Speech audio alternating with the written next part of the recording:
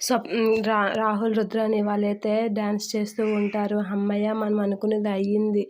కావ్య ఇంట్లో నుంచి వెళ్ళిపోయింది. ఎప్పటికి మరి తిరిగి రాదు. ఇక మా పెద్దొదిన చావుకు కూడా మనమే దగ్గర దగ్గర కారణము. చావు అంచుల వరకు వెళ్ళినా దానివల్ల కావ్య బయటికి వెళ్ళింది. మనకు అంతే చాలు. ఇక అపర్ణ అత్త మూలన పడుంటే అది చూసి కృంగిపోతాడు రాజు. రాజు కూడా ఇక మంచాన పట్టేస్తాడు. ఇక ఎవరు మనకి అడ్డు చెప్పేదే లేదు. కళ్యాణ్‌కి ఆస్తి మీద ఆశ లేదు. ఆస్తి గురించి పట్టించుకునే దాత లేక నేనే దిక్కు. ఆస్తి మొత్తానికి వారసుడిని నేనే. నాకే అంత ఆస్తి అనైతే వాళ్ళిద్దరూ ఒకరినొకరు చూసుకొని డాన్స్ చేస్తూ ఉంటారు. ఇంత అదృష్టం ఇంకెప్పుడూ రాదమ్మా! ఇంతకన్నా ఇంకేటి ఉంటది మనకి. పండగ చేసుకో అని చెప్పేసి ఇద్దరైతే ఒకరినొకరు డాన్స్ చేస్తూ ఉంటారు. అది చూసి స్వప్న అయితే అలా చూస్తూ ఉంటుంది. ఇక ఏంట్రా మన మాటలు వినేసిందా ఏంటా ఇది అనైతే రాహుల్, రుద్రాని అయితే అనుకుంటూ ఉంటారు.